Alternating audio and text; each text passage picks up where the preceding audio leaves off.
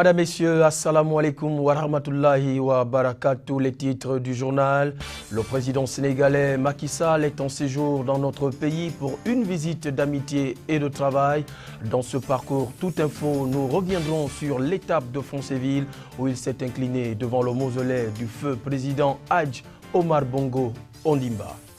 Et puis, le ministère en charge de l'économie numérique, en partenariat avec l'Agence nationale des infrastructures numériques et de fréquences, viennent d'organiser dans un hôtel de la place la table ronde de la télévision numérique de terre, TNT. Voilà tout pour le squelette de cette session principale d'information qui démarre pas plus tard que maintenant avec une pleine mer de 1,95 m, un temps pluvieux et orageux donnant une température de 30 degrés Celsius sur le littoral. Nous ouvrons ce regard de l'actualité avec l'arrivée au Gabon pour une visite de travail et d'amitié de Macky Sall qui a entamé son séjour. J'y arrive dans notre pays par la province du Haut-Ogooué à l'aéroport international de Mvengue à Foncéville.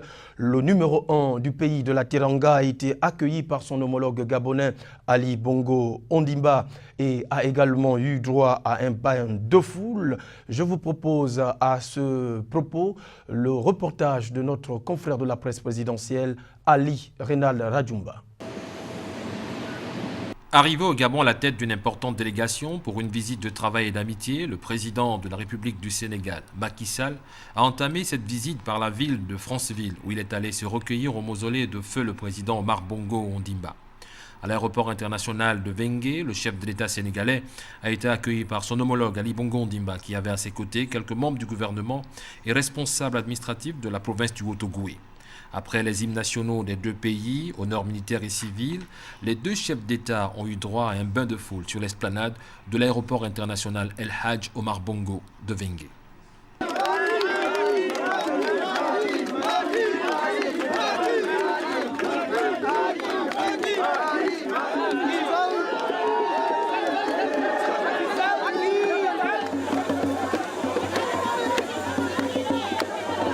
À travers cet accueil chaleureux, le président de la République, chef de l'État Ali Bongo Ondimba, a démontré toute sa joie de recevoir son homologue à Foncéville et a exalté l'excellence des relations entre les deux pays, lesquelles relations ont été nouées, développées et construites au fil des années. Ali Renal Radjoumba, puisque vous êtes à Foncéville, nous allons y rester et vous l'aviez dit tantôt qu'aussitôt arrivé, le chef de l'État sénégalais Macky Sall est allé se recueillir devant le mausolée du feu président Hadj Omar Bongo Ondimba de Foncéville. Reportage. En hommage à feu le président de la République, El Hadj Omar Bongo Ondimba, le président de la République du Sénégal, Macky Sall, a entamé sa visite de travail et d'amitié par la ville de Foncéville, dans la province du Haut-Ogooué, où il est allé se recueillir au mausolée de feu Omar Bongo Ondimba. À l'entrée du caveau, le président Macky Sall a été présenté à quelques membres de la famille, dont le frère aîné de feu le président Omar Bongo Ondimba. Ensuite, il est rentré dans le caveau, déposé une gerbe de fleurs devant le tombeau et a récité quelques prières à la mémoire de cet illustre fils de l'Afrique qui a contribué considérablement à diffuser les messages de paix, de réconciliation et de dialogue à travers le monde. C'est un hommage que le président Macky Sall a tenu à lui rendre.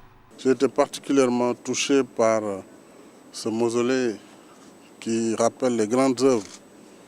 Et je suis toujours très touché par les œuvres gigantesques, et particulièrement lorsque ce sont des Africains qui le font, parce que nous devons avoir la même ambition que les grands peuples d'Asie, d'Europe, du Maghreb. Et cette œuvre a la symétrie parfaite, avec une architecture à la fois spirituelle et moderne. Je pense rendre bien hommage au président Omar Bongo Ondimba pour toute son œuvre à la tête de ce pays et pour toute sa contribution dans la construction de l'Afrique et dans le concert des nations. Donc vous comprendrez le sentiment qui m'anime, le sentiment d'amitié, de fierté. Et aussi j'ai félicité véritablement le président Ali pour ce choix, pour cet engagement, pour rendre hommage à celui qui fut son père, mais qui fut aussi un grand président pour le Gabon. et pour l'Afrique. Donc nous prions encore une fois pour que Dieu l'accueille en son paradis éternel. Et en tout cas, je le remercie de m'avoir permis d'avoir cette opportunité de rendre hommage en quelque sorte au président Omar Bongo. Après avoir procédé à la signature du livre d'or, accompagné du chef de l'État Ali Bongo Ondimba, il a parcouru les différentes pièces du mausolée, prenant connaissance de ses caractéristiques architecturales. La visite du président Macky Sall est un grand honneur qu'il nous fait. Et aussi, je pense qu'il ne faut pas qu'on s'étonne que le Sénégal, par son président, soit le premier pays à venir pour ça rendre un hommage au président Omar Bongo. Vous connaissez les liens qu'il y avait entre nos deux peuples. Le Gabon a toujours été une terre d'accueil pour les Sénégalais et le demeurera et le restera. Nos liens sont très forts, sont très anciens et très profonds. Si bien que le président est chez lui ici et en tant qu'Africain, il est venu rendre hommage à un membre de sa famille, à un ancien. Dans ce sens, nous sommes vraiment très fiers de l'avoir accueilli et très honorés par la visite qu'il nous rend ici ce jour. Pour sa part, le président de la République, Ali Bongo Ondimba, a exalté l'excellence des relations qui existent entre les deux pays. Rappelons que le président sénégalais effectue une visite de travail et d'amitié de 2 jours au Gabon à l'invitation de son homologue, Ali Bongo Ondimba. Après Franceville, où il a entamé sa visite, le chef de l'État sénégalais Macky Sall a eu droit au même rituel, bain de foule, honneur militaire, toujours aux côtés de son homologue gabonais Ali Bongo Ondimba, accueilli par la forte communauté sénégalaise du Gabon, aéroport international Léomba de Libreville, Ahmed Ryan Ndiengi, El Hadj Isiak Bodrin Fafouni. L'aéroport international Léomba est bondé de monde. Pour cause, l'arrivée du président de la République du Sénégal, son Excellence Macky Sall.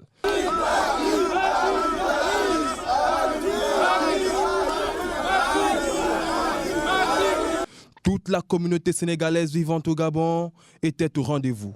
Hommes, femmes et enfants, tous de la voix comme du geste, exprimaient leur joie de voir celui qu'ils appellent affectueusement le chevalier de la Teranga, dévoilant ainsi la multitude et la variété culturelle qui caractérise le pays de Léopold Sédar Senghor. C'était à Sénégal, c'est venu actuellement pour accueillir le président. Entre les relations sénégalais-gabonais, ça passe bien. Mais heureusement, les cartes de séjour, ils nous embêtent. Les cartes de séjour, ils nous embêtent. On a voulu, si le président arrive, il parle le problème des cartes de séjour. Arrivé à Libreville en fin d'après-midi, en provenance de Franceville, où il en a profité d'une visite guidée au mausolée Omar Bongo Ondimba et a rendu hommage au défunt président gabonais. Macky Sall a eu droit à un bain de foule de ses compatriotes vivant au Gabon.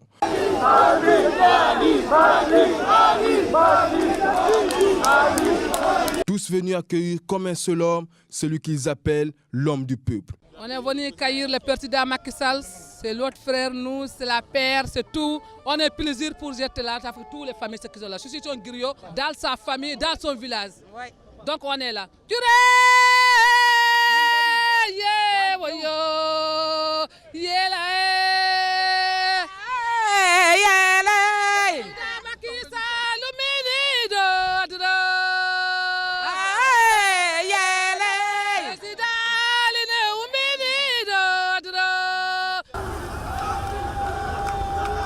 Les deux présidents se sont rendus par la suite au domicile du chef de l'État où il recevra en audience les différents chefs de la communauté sénégalaise vivante au Gabon. Ici, en direct de l'aéroport international Léomba, où nous venons d'accueillir le président Macky Sall, chef de l'État de la République du Sénégal. Pour Nour TV, Isiak Fafoumni Bodorin, Ahmed Ryan Ndiengi. Le chef de l'État sénégalais Macky Sall, après sa descente d'avion, a aussitôt échangé avec l'ensemble des forces vives sénégalaises du Gabon, mais également de la sous-région. Les échanges ont porté essentiellement autour des actions menées par Macky Sall depuis son avènement à la magistrature suprême de ce pays. Pour cette visite de 48 heures du chef de l'État sénégalais au Gabon, les responsables de cette communauté ont organisé une rencontre avec le président Macky Sall afin de le rassurer de l'intégration parfaite dont ils font l'objet au Gabon, de la parfaite harmonie qui existe entre les deux peuples, et ont tenu à le féliciter pour les différentes actions qu'il mène en faveur des économiquement faibles depuis son accession à la tête du pays. Vous avez courageusement et dignement porté ces aspirations de notre peuple en baissant dès le début de votre mandat à baisser les prix des denrées de première nécessité et toutes les ruptures nécessaires. Promotion d'une gouvernance vertueuse et transparente, réduction de la consommation d'électricité et du téléphone de l'État, mise en place de l'OFNAC, faire triompher la vertu, la transparence de l'intérêt général. Rencontre ayant vu la présence des dignitaires de la communauté sénégalaise au Gabon, de plusieurs ambassadeurs du Sénégal accrédités dans différents pays d'Afrique centrale. Madame l'ambassadeur du Sénégal au Gabon a tenu en son nom propre et à celui de ses collègues ambassadeurs à saluer l'intérêt que porte le président Sall à ses compatriotes vivant en Afrique centrale, en particulier au Gabon. C'est toujours pour moi un grand honneur et un immense plaisir de vous recevoir dans ma juridiction. Ce plaisir est d'autant plus incommensurable que votre voyage est le second du genre en République gabonaise depuis que vous avez bien voulu me nommer à la tête de l'ambassade du Sénégal au Gabon il y a un peu plus de 22 mois. Votre séjour porte en soi un témoignage de plus sur les relations d'amitié cordiale, marquées par une grande estime et une confiance réciproque qui ont toujours existé entre les républiques du Gabon et du Sénégal. La communauté sénégalaise s'est dite satisfaite des échanges francs qu'ils ont eus avec le président Macky, qui pour eux vient rallumer une flamme qui est restée en veilleuse depuis plus de 24 ans. Permettez-moi de vous dire tout le plaisir que j'ai à vous retrouver ce soir à Libreville. Je voudrais d'abord, mes chers compatriotes, en votre nom, remercier mon frère et ami le président Ali Bongo Ondimba, qui m'a invité à effectuer une visite d'amitié et de travail de 2 jours dans son beau pays, le Gabon. Ce matin, j'ai atterri à Franceville, où j'ai partagé avec lui un moment de recueillement et de prière devant le mausolée du président, feu le président El Hadj Omar Bongo Ondimba. Qu'Allah subhanahu wa ta'ala l'accueille en son paradis éternel. Je l'ai déjà remercié en votre nom pour la manière dont la communauté sénégalaise est accueillie ici dans ce pays. Et je voudrais vous dire la fierté que j'ai d'être le président de cette communauté sénégalaise ici au Gabon. Votre réputation est intacte. Les populations, les autorités, comme les populations, ont un seul mot: la communauté sénégalaise est une communauté travailleuse, elle est une communauté tranquille. Les différents responsables de la communauté sénégalaise seront reçus en audience par le président Macky Sall avant son départ.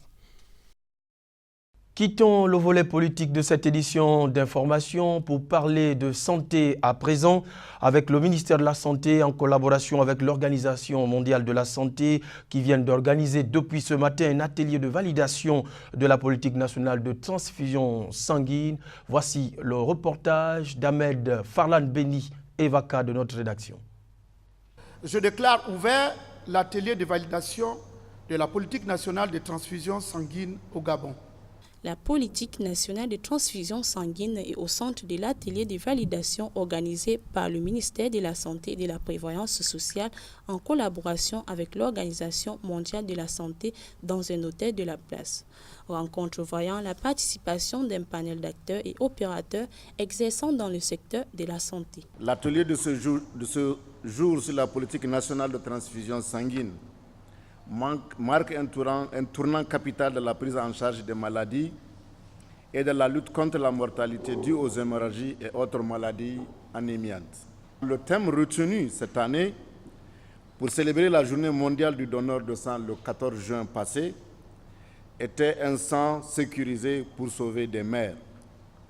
ce qui mettait un accent particulier sur les enjeux sanitaires liés à la transfusion sanguine dans les prestations de services de santé qui visent de disposer de sang et de produits sanguins sécurisés pour tous. Le sang est un produit, un médicament particulier et spécifique d'urgence. La disponibilité et la sécurisation du sang sont deux impératifs pour tous les peuples de l'Afrique en général et du Gabon en particulier. Les raisons impérieuses d'ouvrir ces travaux et d'offrir aux receveurs du sang sécurisé et d'en disposer sur toute l'étendue du territoire sont nombreuses. Mais quelques exemples suffisent pour s'en convaincre. L'hémovigilance, le contrôle qualité des produits sanguins, les référentiels de bonnes pratiques de transfusion sanguine et la veille épidémiologique, entre autres, ne doivent plus être facultatifs. Tout ce qui précède doit être considéré comme un signal fort sur l'engagement de l'État gabonais, notamment les plus hautes autorités de notre pays, en tête desquelles Son Excellence Ali Bongo Ondimba, président de la République, chef de l'État, en vue d'apporter des solutions appropriées à ce problème. Soulignons au passage que le dit atelier se tient une semaine après la célébration de la Journée mondiale de lutte contre le sida. Il s'agit donc d'un moment particulièrement important au regard des enjeux sanitaires liés à la transfusion sanguine dans les prestations de services de santé. À César, ce qui est à César, il s'agissait là plutôt de la voix de notre consoeur Fatih Reina. Parlons toujours santé avec la mise en place des nouvelles technologies au sein des centres de transfusion sanguine qui seront également évoquées au cours de cet atelier pour une meilleure crédibilité pour le don de sang. Retrouvons Ahmed Farlan Beni et Vaka. Progrès technique oblige, les différents responsables des secteurs d'activité se soumettront au processus de transfusion sanguine pour une meilleure qualité biologique et immunologique du sang au sein des centres de transfusion retenus à cet effet. Un projet de construction de 8 centres régionaux de transfusion sanguine qui est inscrit dans le PNDS. Et l'État a pris des résolutions pour pouvoir construire ces centres de transfusion sanguine-là. Le centre de transfusion national de transfusion sanguine, c'est le centre de référence qui va accompagner les autres centres pour qu'ils puissent s'équiper, pour qu'ils puissent s'arrimer aux normes, à toutes les normes nationales et à toutes les normes qui sont requises par l'Organisation mondiale de la santé. Le sang est un liquide très précieux et sensible. Sa disponibilité, sa nécessité et sa sécurité méritent d'être pérennisées dans les structures agréées. Il ne faut pas, quand on est à Libreville en matière de transfusion, on est en sécurité. Mais dès qu'on quitte Libreville, on n'est plus en sécurité. Ça n'a pas de sens. Nous sommes dans un pays, dans une nation. Il va falloir alors que la même sécurité qu'on a ici à Libreville, qu'on retrouve cette même sécurité, qu'on soit en sécurité ou on se retrouve cette même sécurité quand on est hors de Libreville, quand on est en région, en province. Donc c'est pour cette raison que j'ai beaucoup apprécié cet atelier. Rappelons que des données recueillies en 2012 indiquent un total de 17 895 unités de sang ont été collectées, soit un taux annuel moyen de collecte de sang par 1000 habitants de 100 ans. Par ailleurs, seuls 6 513 dons de sang étaient volontaires et non rémunérés. Économie numérique dans ce journal. Le ministère en charge de l'économie numérique en partenariat avec l'Agence nationale des infrastructures numériques et de fréquences vient d'organiser dans un hôtel de la place la table ronde pour le financement de la télévision numérique de terre TNT. L'objectif visé est de mobiliser les financements publics et privés. C'est un reportage de Vanessa Fatim Machitanda. Le ministère de l'économie numérique et l'Agence nationale des infrastructures numériques nationales et de fréquences viennent d'organiser une table ronde sur le financement de la télévision numérique de terre. L'objectif premier de la dite rencontre est de mobiliser les financements publics-privés nécessaires à la mise en œuvre du projet de migration du Gabon vers la TNT. La migration vers la TNT par l'utilisation optimale du spectre de fréquences va permettre de libérer, au fil notamment des services de télécommunications mobiles, des bandes de fréquences privilégiées dites en or, qui constituent ce que nous appelons communément le dividende numérique. Comme vous êtes nombreux à le savoir, l'organisation d'une rencontre comme celle-ci ne saurait avoir d'autre objectif que celui de vous sensibiliser davantage et de vous exhorter à vous impliquer pleinement dans les actions de développement initiées par le gouvernement de la République. Cette table ronde, répondant aux soucis du gouvernement à travers l'Agence nationale des infrastructures numériques et de fréquences, de susciter une attention toute particulière à ce projet d'intérêt national, d'offrir à tous nos partenaires un cadre cohérent et équitable et au-delà de trouver des pistes d'investissement pour l'atteinte de cet objectif. Pour sa part, le ministre en charge de l'économie numérique dans notre pays a tenu au cours de son adresse présenter la vision du chef de l'État Ali Bongo Ondimba en matière de stratégie Gabon numérique. Le Gabon est désormais engagé dans la réalisation de l'infrastructure destinée à accueillir la TNT. Ça, c'est la première chose. La deuxième chose qu'il faut retenir, c'est que c'est un projet du chef de l'État. Le chef de l'État, le Gabon a pris cet engagement en 2006. Le chef de l'État a décidé de le réaliser et en a fait un objectif stratégique, objectif numéro 6 dans le plan Gabon numérique. Donc nous allons le faire et la réunion de ce matin visait précisément à rechercher les financements pour permettre la réalisation de cet important projet qui a un impact social très important pour les populations. Et c'est un projet qui coûte cher. C'est pour ça que nous avons tenu la réunion de ce matin pour faire un appel aux investisseurs pour nous accompagner dans le financement de cet important projet. Rappelons que l'Agence nationale des infrastructures numériques et des fréquences en tant que maître d'œuvre est chargée par ailleurs de la mise en œuvre opérationnelle du Gabon numérique. Pour être tout à fait complet sur cette activité, signalons au passage que le lancement de la table ronde a vu également la participation des responsables des institutions constitutionnelles, mais également des organismes internationaux accrédités dans notre pays. Le 9 décembre de chaque année, journée mondiale de lutte contre la corruption décrétée par les Nations Unies, rompez les chaînes de la corruption, thème retenu cette année pour la journée mondiale contre la corruption. Voici le reportage de notre stagiaire Daniel Adriana Nzengue. Notre pays a également décrété cette journée du 9 décembre, journée nationale anti-corruption. Crime économique grave qui affaiblit la société. La corruption est à l'origine de plusieurs maux. Elle exacerberait les inégalités et l'injustice, remettant en cause l'état de droit, minerait la démocratie car elle fausse le processus électoral et saperait les institutions publiques, entraînant ainsi un risque d'instabilité politique.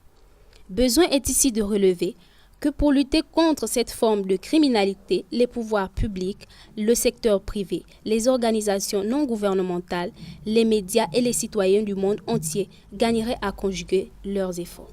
Des jouets en un point finir, les magasins de la place se sont parés pour les tout-petits. Commerçants et vendeuses ambulantes aussi y trouvent leur compte. Ainsi nous le fait dire Vanessa Fatim Machitanda de notre rédaction. Décembre, mois de fête pour les tout-petits, que déjà les magasins ne désemplissent pas. Jouets et autres articles sont déjà dans les rayons, comme nous le constatons ici, à la zone industrielle d'Olomi.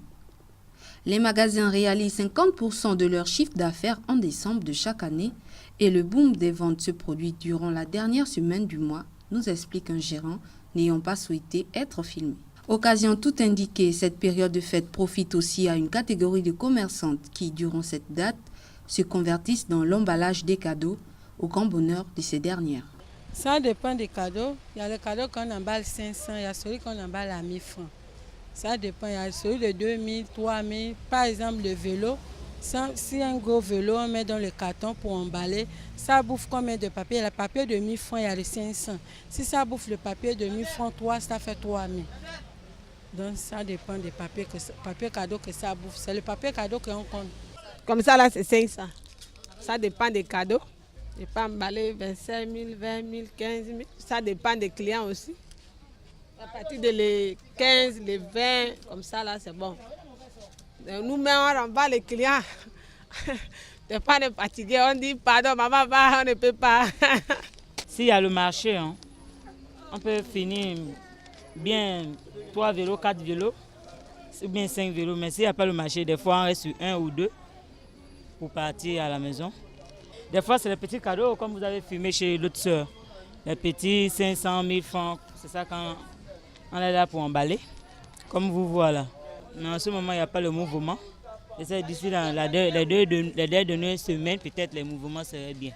C'est là une période où plusieurs dépenses sont effectuées au bénéfice de la petite enfance.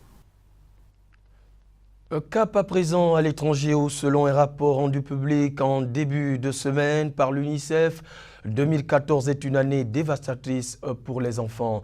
Voici le commentaire de Fatimata Mohamed sur les images de nos confrères de l'AFP. 2014 aurait été une année dévastatrice pour des millions d'enfants pris au piège des conflits en Syrie, République centrafricaine, Irak, Soudan du Sud, Ukraine ou Gaza, a estimé lundi le Fonds des Nations Unies pour l'enfance. En Centrafrique, des anciens enfants soldats peuvent bénéficier de formations pour pouvoir se réinsérer dans la société. Moi, je suis un rebelle, un ancien rebelle en époque.